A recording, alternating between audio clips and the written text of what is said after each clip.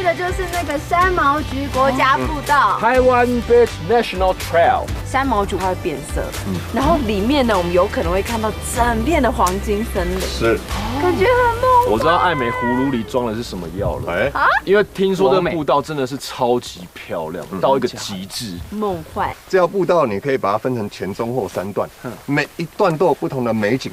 那当然到了最后就是爱美最期待的黄金森林。我们要从这边走到那个黄黄的地方，大概要耗费多少？我觉得这个蛮重要的，大概只有这样子。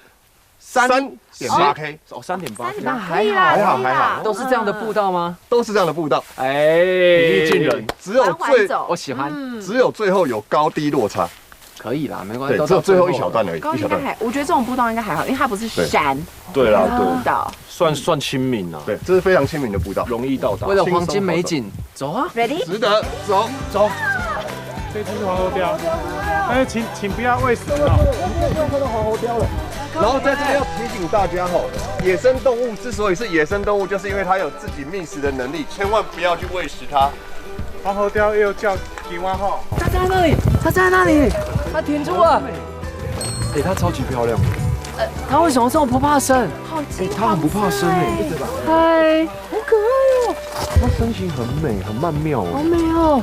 我们在步道路口现在就看到它，真的，而且我以为他们一看到我们就会躲起来，但没有哎，他们刚才还目视着我们，对不对？它完全不怕生哎，我第一次看到这么不怕生的，是这样的，你真的很会选呢。因为我记得它好像它的那个猎食本性是很猛，它是会钻到山枪的那个屁屁里面，所以它身形必须要很修长，才很有办法钻进去。它真的蛮大一只的，你们刚好看到吧？请问它怎么钻？就是从屁屁这样进去啊，好残忍的。之前有一支影片啊，也好像也是在太平山翠峰湖这边拍的，好几只黄喉貂围攻一只山羌，对，还蛮厉害的。既然在这边路口就看到黄喉貂了，我觉得进去啊，这边我曾经好几次亲眼目睹浓雾中的王者。什么王者？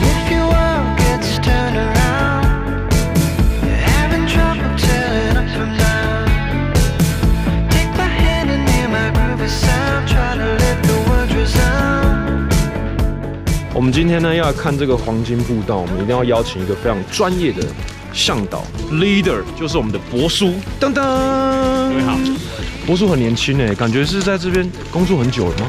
我来这边工作快30年了。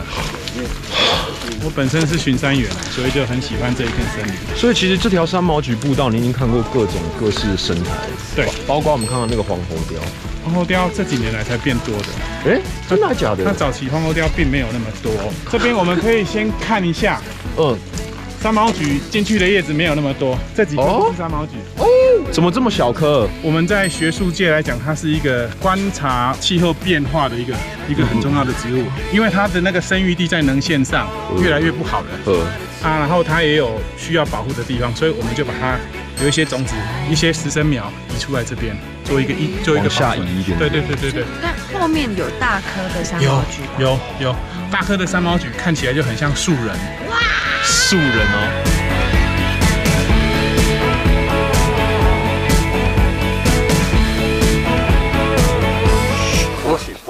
4、3、2，他跟你们走。走。来了，你看它从下面从那边出来。Hello，everybody home。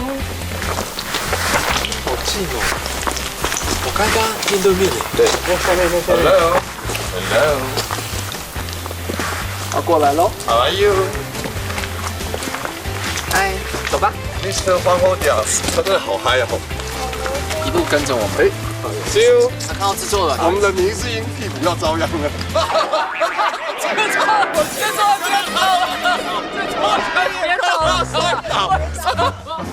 你为什么会滑倒？我制作人直接这样滑过去，他从这边滑过去，我亲眼看到，这真的很滑，你们要小心哦。还好这边不是那个峡谷，还有这一个小平地。我刚以为他跌下山，没事，我亲眼看着他滑。我以为你被黄喉貂攻击了，一直偷滑。我在干嘛？哦，要说这山枪也太大只了，好可爱。你看，在这里。哎，超滑！这是松鼠吧？它会跳树，好厉害哎！好像松鼠它好灵敏哦。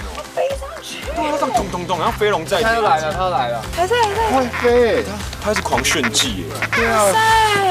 我们现在正在走，然后黄喉貂看到我们就跑出来，所以有可能是因为有喂食的习性。那这样其实对他们也没有那么的好，所以看到他们很开心，但也稍微有点担心会不会是因为这个原因，所以大家还是要野生动物就让他们在自己的野生环境里面，他们要学会觅食，学会生活，这样他们才会过得比较好。我跟你讲，这铁皮屋也蛮有历史的，你不要看这好像是那种近几年盖的，它其实是这个大圆山这个伐木产业一个很重要的遗迹。它这个1947年就盖好了。真的假的？对，很久，1947到现在。对啊，它算是以前的很重要的一个伐木工人休息的地方，就完整的。刚刚来这个我大了。哎，行吧，还要水，嗨。我以为里面已经就是只剩土啊，或者是什么。对，它其实有床，有卧榻，然后可是又有一个这个聊天可以喝酒喝茶的地方，保存得很完整哎。对，你要在山上要有个这种遮风避雨的地方，其实很幸福，很幸福。在以前来说，这是其实算5星级。我们为什么会做一个叶脉型的一个铁盘？第一个保护游客是哦，让它不会湿滑。然后第二个就是让它的苔藓长出来，它等于也是一个生态，有没有？一条步道就是这样，从小细节去看，一样弄，而且每一条步道的细节其实都是整个我们对环境的用心啊。那刚刚博叔有说，因为这是为了要再养回之前地上有的泥炭苔，所以为了让这些苔藓就是再长回来，所以我们的步道上面做了这一些装置。所以当你看到像这样子的步道的时候，我们就走这一个，然后这里呢就让那个泥炭苔再长回来。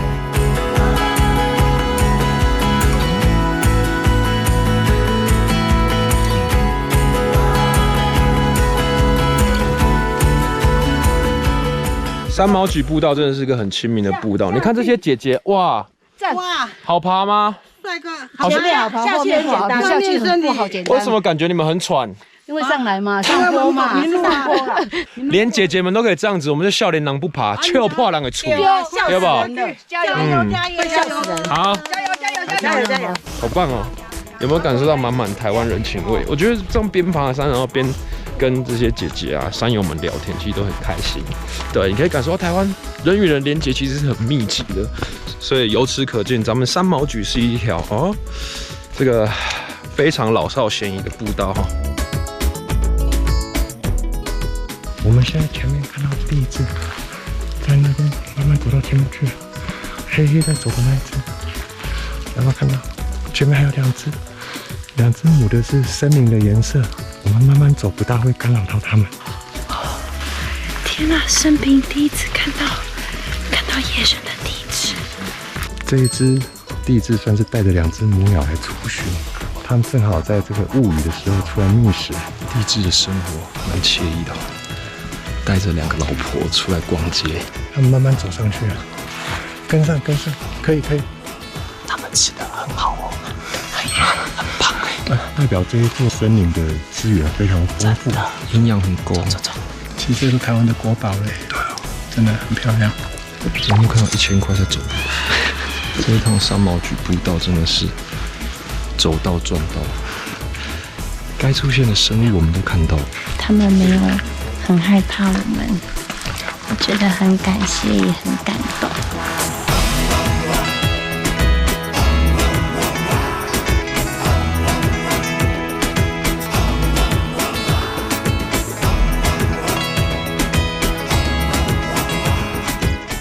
哎，我们到了。哎，我看到这个叶子好像都是了哎。我们已经到了，这边是三毛榉的第一颗。来，我们看一下。哇，真的耶！它的树形是不是明显跟沿路的那个不一样了？不一样。直往上的完全不同。对啊，所以从这个能线开始到下红山这一带，全部都是三毛榉。他们看起来都在跳舞，有那个舞蹈细胞的感觉。没错。老师的黄色叶子。对啊，黄色叶子。黄金森林。在这里呀，在这里呀。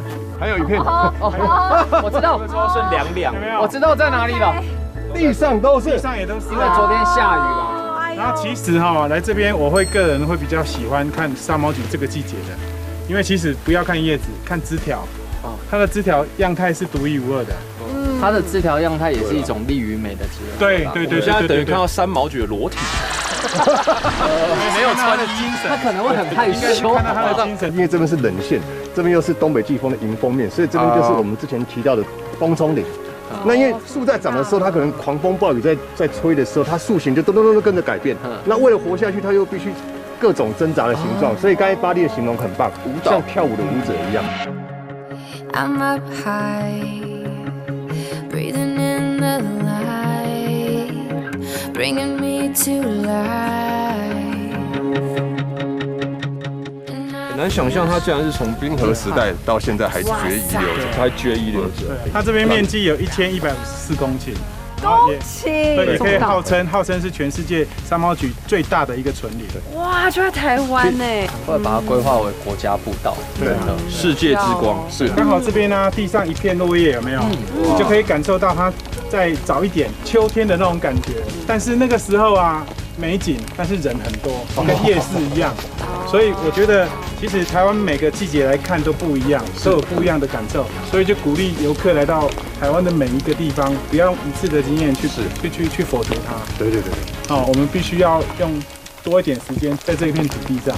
我觉得这一趟是有点出乎我意料了，因为虽然说以前这边我常来，但这一次来运气我觉得超级棒，地景跟环境的状态是以前我从来没看过的。这条步道真的是一年四季都很合适啊，然后整个山毛榉这种不屈的傲骨，对不对？对。